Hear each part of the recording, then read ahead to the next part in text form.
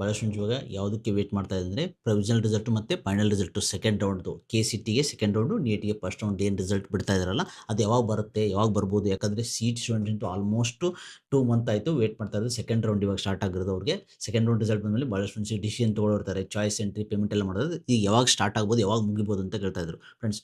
ನಿಮಗೆಲ್ಲ ಗೊತ್ತಿರೋ ಹಾಗೆ ಆಲ್ರೆಡಿ ಸೆಪ್ಟೆಂಬರ್ 15 ಒಳಗಡೆನೇ ಸೆಕೆಂಡ್ ರೌಂಡ್ ಮುಗಿಸ್ಬೇಕಂತ ಆಲ್ರೆಡಿ ಪ್ಲ್ಯಾನ್ ಹಾಕ್ಕೊಂಡಿದ್ದಾರೆ. ಮೊನ್ನೆ ಪ್ರಸನ್ನ ಕುಮಾರ್ ಸರ್ ಹೇಳ್ತಾ ಇದ್ರು. ಯಾಕಂದರೆ ಅಕಾರ್ಡಿಂಗ್ ಟು AICTE ನಿಮ್ಮ ಸೆಪ್ಟೆಂಬರ್ 15ಗೆ ನಿಮ್ಮ ಕಾಲೇಜ್ ಸ್ಟಾರ್ಟ್ ಆಗಬೇಕು ಇಂಜಿನಿಯರಿಂಗ್ದು. ಅಷ್ಟರೊಳಗೆ ಅಟ್ಲೀಸ್ಟ್ ಸೆಕೆಂಡ್ ರೌಂಡ್ ಮುಗಿಬೇಕಂತ ಪ್ಲ್ಯಾನ್ ಇದೆ. ಓಕೆ, ಅದಕ್ಕೋಸ್ಕರ ಈಗ ಪ್ರೊವಿಷನಲ್ ರಿಸಲ್ಟ್ ಯಾವಾಗ ಬರ್ಬೋದು ಅಂದರೆ ಮೊನ್ನೆ ಹೇಳ್ತಾ ಇದ್ರು 3 to 4 ಡೇಸಲ್ಲಿ ಆಫ್ಟರ್ ಮೊನ್ನೆ ಏನು 20th ಮುಗೀತಲ್ವಾ, ನೋಟಿಫಿಕೇಶನ್ ಎಲ್ಲ ಮೋಕ್ ಆದಮೇಲೆ ಇವತ್ತು 3 to 4 ಡೇಸಲ್ಲಿ ಬಿಡ್ತೇನೆ ಅಂತ ಹೇಳಿದ್ರು. ಸೊ ಐ ಥಿಂಕ್ ಯಾವಾಗ ಬಿಡ್ಬೋದು ಅಂದರೆ ನಾಳೆ ಅಥವಾ ನಾಡಿದ್ದು ಅಂದರೆ 23 ಅಥವಾ ಆಗಸ್ಟ್ 23 ಅಥವಾ 24ಗೆ ಪ್ರೊವಿಷನಲ್ ರಿಸಲ್ಟ್ ಬಿಡ್ಬೋದು. ಇಮಿಡಿಯೇಟ್ಲಿ 1 ಡೇಯಲ್ಲಿ ಫೈನಲ್ ರಿಸಲ್ಟ್ ಬಿಡ್ತಾರೆ.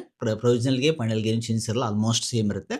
ಸ್ವಲ್ಪ ಏನಾದ್ರು ವೇರಿಯೇಷನ್ಸ್ ಆಗುತ್ತೆ, ಬಟ್ ಆಲ್ಮೋಸ್ಟ್ ಸೇಮ್ ಇರುತ್ತೆ ಅಂದ್ಕೊಳ್ಳಿ. ಈ ಪ್ರೊವಿಷನಲ್ ಏನು ಬರುತ್ತೆ ಆಲ್ಮೋಸ್ಟ್ ಅದೇ ಅಂದ್ಕೊಳ್ಳಿ.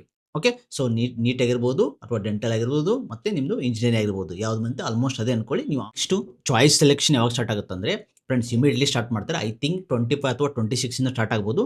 ನಿಮಗೆ ಸೆಪ್ಟೆಂಬರ್ ಫಸ್ಟ್ ವೀಕ್ ಒಳಗಡೆ ಸೆಕೆಂಡ್ ರೌಂಡ್ ಮುಗಿಯುತ್ತೆ. ಅಷ್ಟರೊಳಗೆ ನಿಮ್ಮ ಪೇಮೆಂಟ್ ಪ್ರೊಸೀಜರು, ಚಾಯ್ಸ್ ಸೆಲೆಕ್ಷನ್ ಎಲ್ಲ ಕಂಪ್ಲೀಟ್ ಆಗುತ್ತೆ. ಯಾಕಂದರೆ ನಿಮ್ಗೆ ಒಂದು 3 to 4 ಡೇಸ್ ಕೊಡ್ತಾರೆ ಟೈಮು, ಏನಾದರೂ ಚಾಯ್ಸ್ ಸೆಲೆಕ್ಟ್ ಮಾಡ್ಕೊಳ್ಳೋಕ್ಕೆ ಅಥವಾ ಪೇಮೆಂಟ್ ಮಾಡ್ಕೊಳ್ಳೋಕ್ಕೆ. ಓಕೆ, ಇನ್ ಕೇಸ್ ನೀವು ಚಾಯ್ಸ್ 1 ಆದರೆ ಕಂಪ್ಲೀಟ್ ಪೇಮೆಂಟ್ ಮಾಡ್ಕೋಬೇಕು. CT ಅವರಿಗೆ 2 ಆಪ್ಷನ್ ಇದೆ, ನಿಮ್ಗೆ ಆಲ್ರೆಡಿ ಗೊತ್ತು. ಚಾಯ್ಸ್ 1 ಮತ್ತು ಚಾಯ್ಸ್ 4. ಅಥವಾ ಎಕ್ಸಿಟ್ ಆಗಬೇಕು, ಇಲ್ಲ ಅದಕ್ಕೆ ಅಡ್ಮಿಷನ್ ತೊಗೊಳ್ಬೇಕು, ಬೇಕಾದ್ರೆ ನೀವು ಅಪ್ಗ್ರೇಡೇಷನ್ ಮಾಡ್ಕೋಬೋದು. ಓಕೆ, ಅಂದರೆ ನೀವು ಅಡ್ಮಿಷನ್ ತೊಗೊಂಡು ಅಪ್ಗ್ರೇಡೇಷನ್ ಮಾಡ್ಕೋಬೇಕು ಅಂತ ಹೇಳಿದ್ದಾರೆ. So payment ಮಾಡೋದಿರುತ್ತೆ.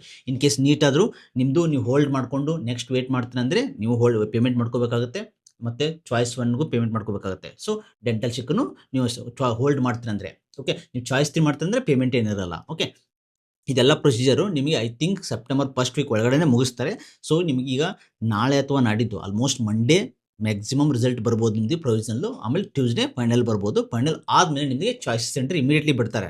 Okay, so I think ಈ ಮಂತ್ ಎಂಡ್ ಒಳಗಡೆ ನಿಮ್ಮ ಫಸ್ಟ್ ರೌಂಡ್ ಮುಗಿಯೋ ಚಾನ್ಸಸ್ ಇದೆ. ಯಾಕಂದರೆ 6 ಡೇಸ್ ಟೈಮ್ ಸಿಗುತ್ತೆ. 24 ಬಿಟ್ಟರೆ 25 ಬಿಟ್ಟರೆ ನಿಮ್ಗೆ 60 ಟೈಮ್ ಇರುತ್ತೆ.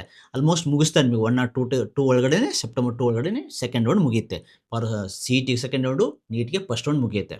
ಯಾರು MBBS ವೇಟ್ ಮಾಡ್ತಾ ಇದ್ದೀರಾ, ನೀವು ಇನ್ನೂ ಆಲ್ಮೋಸ್ಟ್ 1 ತಿಂಗಳು ವೇಟ್ ಮಾಡಲೇಬೇಕು. ನಿಮ್ಮದೆಲ್ಲ ಅಕ್ಟೋಬರಲ್ಲಿ ಸ್ಟಾರ್ಟ್ ಆಗುತ್ತೆ colleges. So next 1 month complete ನೀವು ವೇಟ್ ಮಾಡಲೇಬೇಕಾಗುತ್ತೆ. ಸೆಕೆಂಡ್ ರೌಂಡ್ ಮುಗಿದು ನೀವು ಕಾಲೇಜ್ಗೆಲ್ಲ ಹೋಗಬೇಕಾದ್ರೆ ನೆಕ್ಸ್ಟ್ ಮಂತ್ ಕಂಪ್ಲೀಟ್ ಆಗುತ್ತೆ. ಸೊ ಎಲ್ರಿಗೂ all the best. Thanks for watching guys. Please subscribe, like and share.